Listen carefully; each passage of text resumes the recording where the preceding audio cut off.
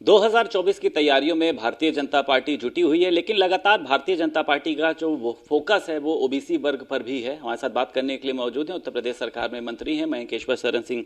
लगातार सर आप लोग सभी वर्गों को साधने का प्रयास करते हैं, लेकिन इधर देखा गया कि जो दिल्ली में एक महामंथन हुआ उसमें ओबीसी वर्ग पर बहुत ज़्यादा तैयारी करी गई है। क्या वजह है सर इसके पीछे? नहीं, वहाँ मंथन में क्या बातें हुई ये तो मुझे नहीं मालूम है। और मेरे ख्याल से किसी को भी नहीं मालूम हो, तो वहाँ जो लोग मौजूद थे वही बता पाएंगे। और भारतीय जनता पार्टी की जहाँ तक बात है, माननीय प्रधानमंत्री जी की बिल्कुल स्पष्ट सोच है, स्पष्ट नीति है, सबका साथ सबका विकास।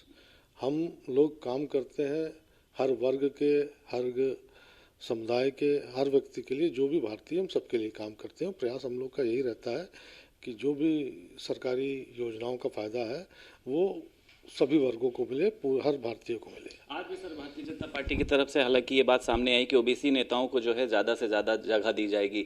अखिलेश यादव कह रहे हैं कि भारतीय जनता पार्टी जो है वो पीडीए से घबरा गई है, जातीय जनगणना की बात हो रही है बिहार में, इसलिए अब भारतीय जनता पार्टी इसकी काट ढूंढ रही है। सर काट देखिए, पिछले 4 चुनाव से हम लोग जिस तरीके से प्रचंड बहुमत के साथ जीत के आ रहे हैं, और अगर आप पंचायत चुनाव और निकाय चुनाव को जोड़ दें तो 6 चुनाव उत्तर प्रदेश के ही हो गए हैं। और जिस तरीके से समाजवादी पार्टी पिछड़ती जा रही है, तो अब उनका वो जो भी अपना कहेंगे तो उनका कुछ ना कुछ उनको कहना ही कहना है। जहाँ तक हमारी पार्टी का सवाल है, हम लोग सबको साथ लेके चलते हैं। कोई किसी के साथ ऐसा नहीं है कि किसी के साथ हम लोग लगाव नहीं रखते हैं, सबके साथ लगाव रखते हैं। अब जहाँ तक उनका पीडीए का है, तो पीडीए क्या है ये मेरी समझ से तो परे है। रोज़ रोज़ तो उनका पीडीए का परिभाषा बदलती है। तो अब उनके पीडीए से डर गए, उनके पीडीए से ना तो हम लोग डरे हैं और ना उनके पीडीओ को हम लोग कुछ समझते हैं। अच्छा, अखिलेश यादव की तरफ से जिस तरीके का एक बयान आया कि हम 65 सीटों पर चुनाव लड़ेंगे, जो भी सही होगी कांग्रेस होगी उनको 15 सीटें देंगे और 65 में भी आधी से ज़्यादा पर हम लोग जीत हासिल करेंगे, ये ओवर कॉन्फिडेंस है या फिर आपको लगता है इनकी तैयारी है या पीडीए की ताकत है सर ये?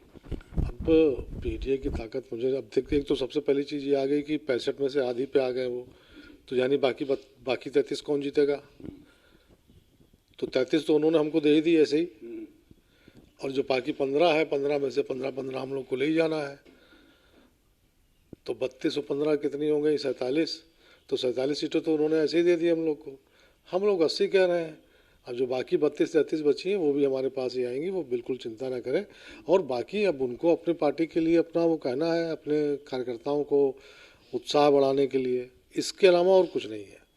मैं पहले भी कह चुका हूँ कि 2024 का चुनाव जो है वो चुनाव केवल इसलिए हो रहा है कि नेता प्रतिपक्ष कौन बनेगा, इसके लिए चुनाव हो रहा है। एक आखिरी सवाल सर, ईडी के सामने केजरीवाल पेश नहीं हो रहे हैं, कह रहे हैं कि ये फर्जी गैर कानूनी नोटिस है, इसको वापस लिया जाना चाहिए। और कल एक संबोधन में कह रहे हैं कि केजरीवाल जो है वो जेल जाने से नहीं डरता है, किसी कार्रवाई से नहीं डरता। क्या वजह देख रहे हैं, क्यों नहीं पेश हो रहे हैं? क्योंकि संजय सिंह की बात करी जाए, मनीष सिसोदिया की बात करी जाए, सत्येंद्र जैन की बात करी जाए, सभी लोग जेल में हैं इस समय। क्या इनको डर कुछ मतलब क्यों लग रहा है? एक तो जो दिल्ली का शराब घोटाला है बहुत ही व्यापक रूप से बहुत बड़ा, और उसमें मुख्यमंत्री की संलिप्तता निश्चित तौर पर रही होगी, तभी इतना बड़ा घोटाला हो पाया है। पिछले करीब 9 महीने से डिप्टी सीएम साहब जेल में हैं। सुप्रीम कोर्ट तक ने उनकी बेल खारिज कर दी, और भी कई नेता इसी उसमें वहाँ, एक तो साल भर से ऊपर हो गया है। तो कहीं ना कहीं सुप्रीम, एक तो हर चीज़ में असंवैधानिक असंवैधानिक, अगर असंवैधानिक है तो कोर्ट जाए।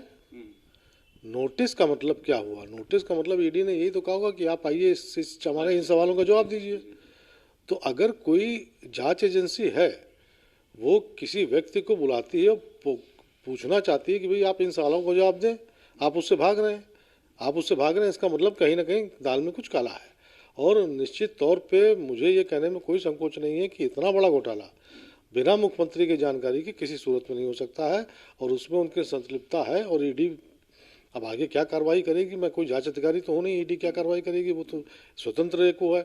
अब सबसे बड़ी चीज़ ये है, अब कहने लगते हैं कि भाजपा उसको प्रायोजित कर रही है। देखिए, अब सवाल मीडिया हमसे पूछेगी कि ईडी के आगे के क्या कदम होंगे, मैं कैसे बता सकता हूँ ईडी के आगे क्या कदम होंगे? तो वो अपना काम कर रही है, और लॉ जो है अपना कोर्स पूरा करेगा, उसमें जो भी गलत होगा वो फंसेगा ही फंसेगा। बहुत शुक्रिया बात करने के लिए। उत्तर प्रदेश सरकार में मंत्री मयंकेश्वर शरण सिंह हमारे साथ मौजूद थे। लखनऊ से वीडियो जर्नलिस्ट शुभम के साथ संदीप खेर, भारत समाचार।